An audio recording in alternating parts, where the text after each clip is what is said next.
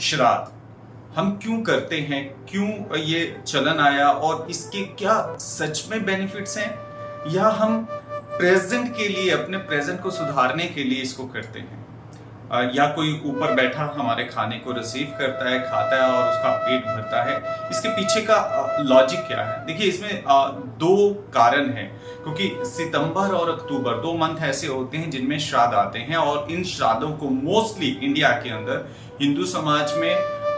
तकरीबन 100% लोग करते हैं। इसके पीछे जो एक वैज्ञानिक तर्क था जो हमारे बड़े बुजुर्गों ने बनाया, बेसिकली ये था कि हमारा जब एक बड़ा बुजुर्ग चला गया है, उसके पीछे जब हम श्राद्ध करते हैं, उसके लिए खाना खिलाते हैं, उसके लिए अर्पण करते हैं, उसके लिए कपड़ों का दान करते हैं, तो हमारे साथ बैठा हुआ एक छोटा बच्चा, जो मेरा बच्चा है, वो उन सारी क्रियाओं को देख रहा होता है। तो इनडायरेक्टली, क्योंकि हमारे सबकॉन्शियस माइंड को, हमारी आत्मा के अंदर पॉजिटिव वाइब्रेशन को अगर आप डायरेक्टली डालने का प्रयास करेंगे तो 100 में से 10 लोगों के भीतर उतरेगा, लेकिन इनडायरेक्टली जब आप डालने का प्रयास करेंगे तो 100 में से 100 लोगों के बीच में उतरेगा। तो उन्होंने इस क्रिया को जान लिया था, इस वैज्ञानिक तर्क को समझ लिया था, और अपने सबकॉन्शियस माइंड को, तो वो हमारे शास्त्रों के अंदर जितना एक्सप्लेन किया गया है तो उसका तो कोई अंत ही नहीं है। तो उन बच्चों के अंदर ये बात डालने के लिए कि देखिए, एक बुजुर्ग जा चुका है और उसका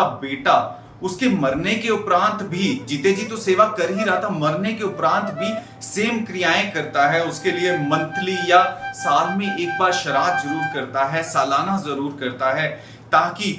उनके साथ कनेक्ट हो पाए, उन्हें याद कर पाए, उनकी अच्छी पॉजिटिव वाइब्रेशन को याद कर पाए। शायद याद करने से कोई पॉजिटिव एफर्मेशंस, उनके कोई अच्छा गुण मेरे भीतर उतर जाए और मेरा जीवन सफल हो जाए। और वो बच्चा जब इनडायरेक्टली उसे देख रहा होता है तो उसे ये भी समझ में आता है, जब वो अपने मरे हुए बाप के लिए इतना कुछ कर रहा है तो मेरा बाप तो जिंदा है, मेरा फादर तो जिंदा है, मेरा पिता तो जिंदा है, उसके लिए मुझे पूरे समर्पण के साथ रहना है, आदर के साथ रहना है, रिस्पेक्ट के साथ रहना है, जीते जी उसकी बाउम्र सेवा करनी है। जैसे उसने बचपन में मुझे उंगली पकड़ के चलाया, तो बढ़ापे में अगर उसे मेरे सहारे की जरूरत पड़ी तो उनका कंधा मैं बनूंगा, मेरे कंधे का सहारा लेकर वो अपने लास्ट के वक्त में जो रहता है वो अपना वक्त निकालेंगे। तो ये एक मैसेज देने का एक तात्पर्य था। और साथ में जब हम अपने बड़े बुजुर्गों के लिए खाना खिलाते हैं तो हमारे अंदर एक पॉजिटिविटी आती है। ये पॉजिटिविटी हमारे लिए ही काम करती है, हमारे माइंड को पॉजिटिव करती है, हमारे केमिकल को पॉजिटिव करती है, हमारे हार्मोन्स को पॉजिटिव करती है,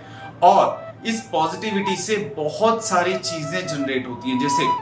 अगर आपके जीवन में कोई कठिनाई आ रही है और आपने अपने माइंड से अपने बुजुर्गों को याद किया, उनके लिए समर्पण किया, जाने जाने में बहुत सारी गलतियां उनके जीते जी हमसे होती हैं जिनकी क्षमा हम नहीं मांग पाते, लेकिन इन क्रियाओं से हम उनसे ग्रैटिट्यूड करते हैं, माफी मांगते हैं, और उनके साथ जो हमारे कर्मा हैं उनको क्लीन करने का प्रयास करते हैं। और जब ये कर्मा क्लीन होते हैं, ये वाइब्रेशंस क्लीन होती हैं, तो बहुत सारे बदलाव, पॉजिटिव बदलाव, चाहे बिजनेस में ग्रो मिलना शुरू हो जाता है, घर में सुख शांति रहना शुरू हो जाता है, बच्चे अच्छी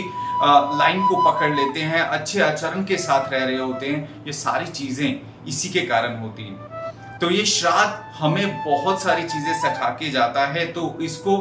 करिए, लेकिन इसको किस वे में करना चाहिए, क्या मैसेज जाना चाहिए, उस पे जरूर ध्यान दीजिए। अंधविश्वास मत डालिए कि श्राद्ध किया है जी, पंडित जी आए हैं, पंडित जी की चप्पलों का मुंह बाहर की तरफ रख दिया जाए ताकि पीछे से अगर उन्होंने पीछे मुड़ के देख लिया तो हमारा पितर जो है हमारे घर में ना रह जाए। ये अंधविश्वासों से प्लीज बचिए। धन्यवाद।